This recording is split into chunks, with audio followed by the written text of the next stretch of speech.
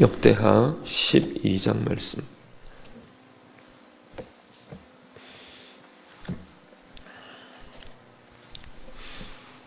역대하 12장 다 함께 읽겠습니다. 르호보암의 나라가 견고하고 세력이 강해짐에 그가 여호와의 율법을 버리니 온 이스라엘이 본받은지라.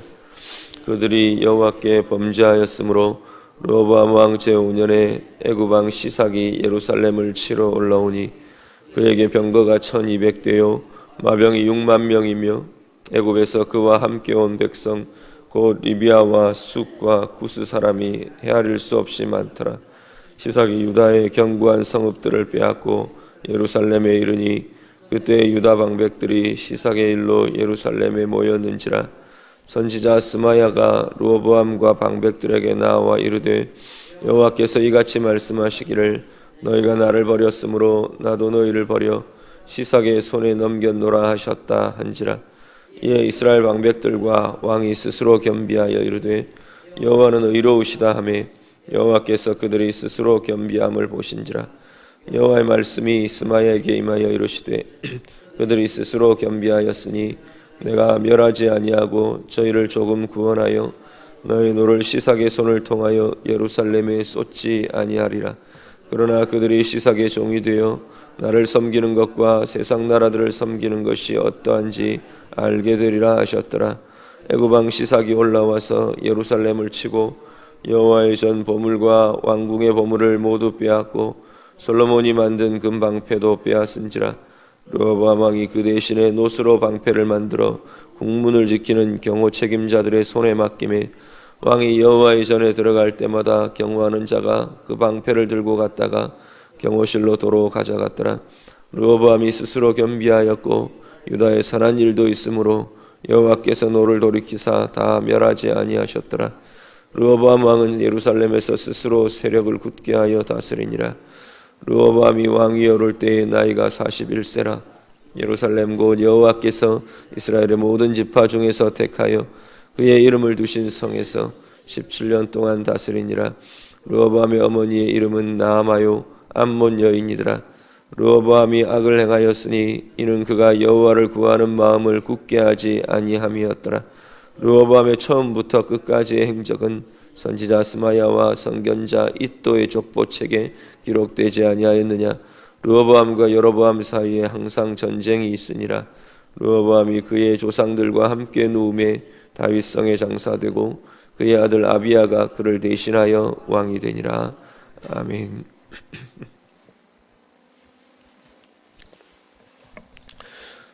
솔로몬 왕 이후에 이스라엘이 남북 이스라엘로 나누어졌다 말씀을 드렸습니다. 남쪽에 유다이고요, 북쪽은 이스라엘 이렇게 불려집니다.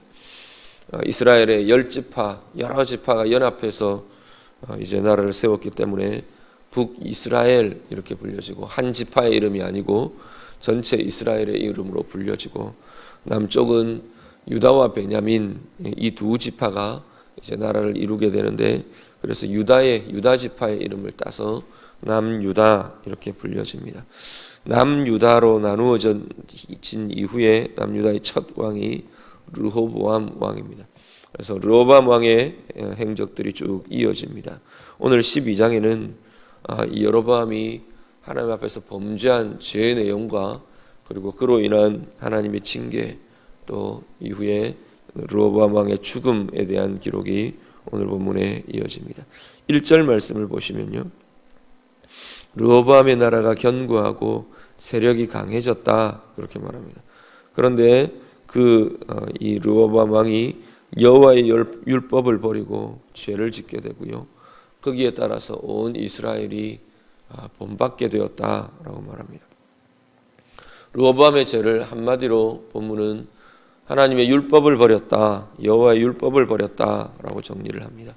그리고 이 왕의 범죄, 특히 리더들의 범죄는 더 문제가 되는 것은 그를 따르는 사람들이 함께 따르게 된다는 겁니다.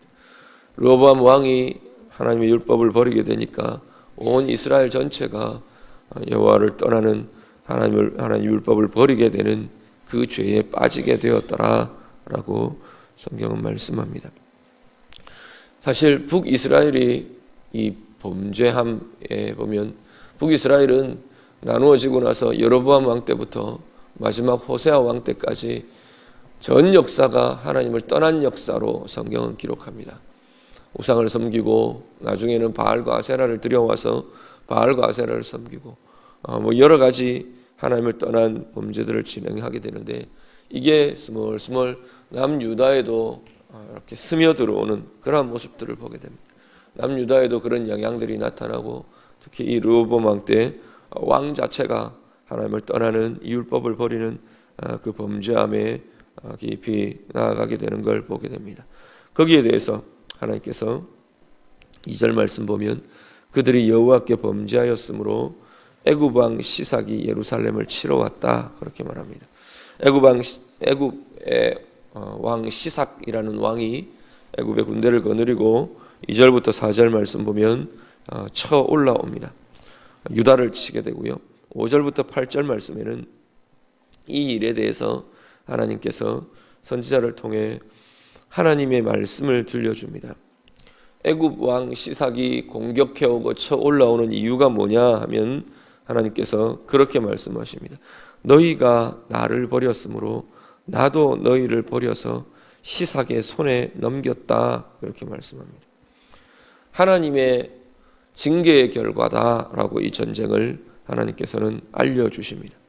그랬더니 이스라엘 왕 르호보암과 유다 왕 르호보암과 유다의 방백들이 스스로 겸비해졌다, 그렇게 말합니다. 스스로 겸비했다라는 건 완전히 하나님 앞에 돌아와서 철저히 회개하고 하나님을 떠났던 것들을 돌이키고 그런 건 아닌 것 같아 보입니다. 그냥 이 어려움이 닥치니까 이거 큰일 났구나, 하나님이 우리를 벌 주시는 거구나, 징계하시는 거구나, 그러고 아마 하나님 앞에 회개 정도를 한 것 같습니다. 철저한 어떤 돌이킴이나 이런 것들은 아닌 것 같고, 그것조차도 하나님께서는 받아주시는 걸 보게 됩니다. 너희들이 내 앞에서 겸비한 모양을 갖추는 것, 그것 내가 인정해 주겠다라는 겁니다. 그래서 완전히 멸하지는 않겠다, 하나님 말씀하십니다. 그러면서 그렇지만 그 뒤에 보면 8절 말씀을 보시면 그러나 그들이 시삭의 종이 되어 나를 섬기는 것과 세상 나라들을 섬기는 것이 어떠한지를 알게 될 것이라 말씀합니다. 하나님께서 알게 해주겠다는 겁니다. 징계를 하는 이유가 하나님을 섬기는 게 어떤 건지, 아니면 세상 나라들의 종이 되어서 세상 나라를 섬기는 게 어떤 것인지 하나님께서는 이 애굽 왕 시삭의 이 침범을 통해서 알게 해주겠다 말씀하십니다. 그리고 9절에서 12절 이 애굽의 공격이 예루살렘에까지 미치게 됩니다. 아마도 예루살렘이 일시간 함락을 당한 것 같아 보입니다. 그래서 여호와의 전 성전의 보물, 왕궁의 보물들을 다 빼앗겼다 말합니다. 특히 이 솔로몬이 금 방패를 12개인가요 만들어서 성전에 봉헌을 했었는데 이것조차도 다 빼앗겨서 애굽의 왕궁으로 옮겨져 가게 되었다, 그렇게 말합니다. 그리고 르호보암이 거기에 대해서 르호보암이 이렇게 하나님 앞에 자신의 잘못들을 고민하고 겸비하는 그것들을 대해서 하나님께서는 돌이켜 주셨다 말입니다. 12절 말씀을 보면 르호보암이 스스로 겸비하였고 유다에 또 다른 선한 일도 있으므로 여호와께서 노를 돌이키사 다 멸하지 않으셨다, 그렇게 말합니다. 그리고 13절 이후에 16절까지는 르호보암 왕의 전체 행적들을 정리를 하는데 예루살렘에서 스스로 세력을 굳게 하여 다스렸다. 아마 나라는 견고해진 것 같아 보입니다. 그런데 14절 말씀 보면 르호보암이 악을 행하여 여호와를 구하는 마음을 굳게 하지 않았다, 그렇게 정리를 해놓습니다. 그리고 르호보암 왕이 죽음을 맞게 되고요. 그 아들 중에서 아비야라는 아들 왕자가 이어서 왕이 되었다 증거를 합니다. 오늘 말씀 몇 가지 보실 때 하나는 죄의 근원적인 것들, 우리가 정말로 중요하게 고민해야 할 죄의 모습이 어떤 거냐라는 겁니다. 여러 가지 죄들은 다 문제가 됩니다. 음행의 행위들, 또 거짓의 모습들, 미워하는 문제들, 용서치 않는 문제 다 문제가 되는데 근본이라고 말할 수 있는 죄들이 오늘 본문에 보면 1절 말씀에 말씀을 버리는 것 이야기하고요. 14절 여호와를 구하는 마음을 굳게 하지 않는 것, 르호보암 왕의 죄를 이렇게 이야기합니다. 오늘 우리의 모습도 마찬가지입니다. 하나님 앞에서 말씀을 떠나는 것, 말씀이 멀어지는 것, 그리고 하나님을 구하지 않는, 하나님을 찾지 않고 하나님을 만나지 않는 것, 하나님 앞에 나아가지 않는 것, 이 모든 것이, 이것이 모든 죄의 근원이 되더라는 겁니다. 모든 죄가 거기서부터 시작되고요, 모든 문제와 모든 고민들이 거기서부터 일어나게 되는 것을 보게 됩니다. 오늘 우리의 삶이 정말로 하나님의 말씀을 구하고 하나님을 찾고 하나님 앞에 나아가고 하나님을 만나는 그러한 삶으로 날마다 세워져 가실 수 있기를 간절히 바랍니다. 그것이 막힐 때, 그것에서 떠날 때 우리의 삶에는 근원적인 문제들이 일어나고 하나님 앞에서 정말 하나님이 너희들 죄에서부터 내가 돌이켜야겠다라고 이야기하시는 그 근본적인 문제가 하나님을 떠나고 말씀을 떠나는 것에서부터 나타난다는 것을 기억하실 수 있기를 바랍니다. 오늘 기도의 자리가 또 하루 온종일 우리의 삶이 이것을 회복하고 다시 말씀을 붙들고 다시 주님을 찾고 하나님을 구하는 그 힘들이 우리 가운데 일어나는 복된 날 될 수 있기를 간절히 바랍니다. 그리고 하나님께서 징계하시거나 우리 가운데 있는 어려움들을 통해서 하나님께서 행하기를 원하시는 가장 중요한 주제가 오늘 본문에 나타납니다.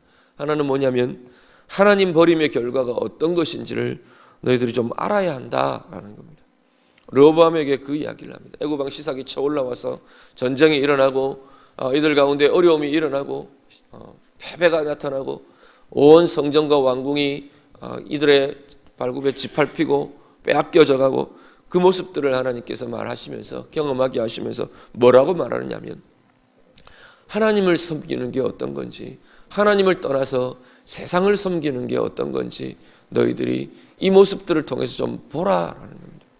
하나님을 떠나 세상을 섬긴다는 것은 세상의 종이 된다는 이야기인데, 세상의 종이 된다는 건 세상이 가진 그 힘, 그 권력, 아니면 그 횡포, 그 문화, 그것에 완전히 노예가 되고 종이 된다는 이야기입니다.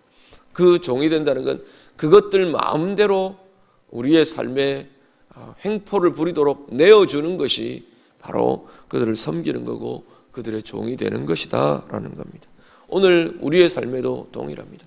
내가 세상의 기준을 따라가고 세상의 문화를 따라가고 세상의 종이 된다는 건 그것에 지배를 받는다는 이야기입니다. 그것이 마음대로 내 인생을 휘젓도록, 아니면 그들의 마음대로 내 인생을 써가도록 내가 그들에게 내어주는 것이라는 겁니다. 악한 영들에게, 아니면 이 세상의 문화에, 이 세상의 세력에, 이 세상의 공중권세 잡은 자들에게 내 인생을 내어준다는 것입니다. 하나님이 나의 왕이 되시지 않는다는 것, 하나님의 종이 하나님께 매여 있지 않다는 것은 바로 그것을 의미한다라는 겁니다. 그것을 하나님께서 이 애굽 왕의 침략, 애굽 군대의 침략을 통해서 그것이 어떤 것인가를 르호보암에게 보여주고 있습니다. 오늘 우리의 삶에서도 동일한 모습들을 우리가 분명하게 짚으시길 바랍니다. 하나님께 매이지 않는다는 것은 세상에 매인다는 이야기입니다. 하나님의 종이 되지 않는다는 것은 세상의 종이 된다는 이야기입니다. 오늘 우리의 삶 가운데 다시금 하나님 앞에 굳건하게 붙들려지고 오늘 하나님의 말씀대로 겸비하도록 낮추시는 하나님의 그 모습들을 우리가 보고 하나님 앞에서 겸비하게 간구하며 기도하며 오늘 하루도 하나님 앞에서 살아가는 복된 은혜의 삶이 되시기를 우리 주님 이름으로 부탁드립니다. 같이 기도하겠습니다. 오늘 말씀 가지고 먼저 함께 기도하기를 원합니다. 혹시 우리의 마음에, 우리의 삶에 하나님의 말씀을 떠나 있고 하나님을 구하는 마음이 우리 가운데에서 약해져 있는 그러한 모습들은 없는지 다시 한 번 더 돌아보며 하나님 앞에 돌이키며 구하고 기도하실 수 있기를 바랍니다. 하나님을 버린다는 결과가 어떤 것인지, 하나님께 매이지 않는다는 게 어떤 삶인지 오늘 이 삶을 보며 우리가 다시 한번 돌아보시길 바라고요. 하나님, 내가 오늘 하루도 주님 앞에 온전히 붙들려서 주님 앞에서의 삶을 살기를 원합니다. 하나님과 동행하고 하나님께 메인받은 삶을 다시금 회복하며 살아가기를 원합니다. 우리 같이 기도하실 수 있기를 바랍니다. 교회를 위해서 기도해 주시고 우리의 삶을 두고 또 우리의 연약한 주변의 지체들을 두고 또 혹시라도 우리의 마음과 영혼의 시험이 된 이들, 육신의 어려움을 가진 이들 우리가 축복하며 그들의 영혼을 위해 그들의 삶을 위해서 우리가 다 같이 기도해 주시기 바랍니다. 다 같이 기도하겠습니다. 기도드립니다.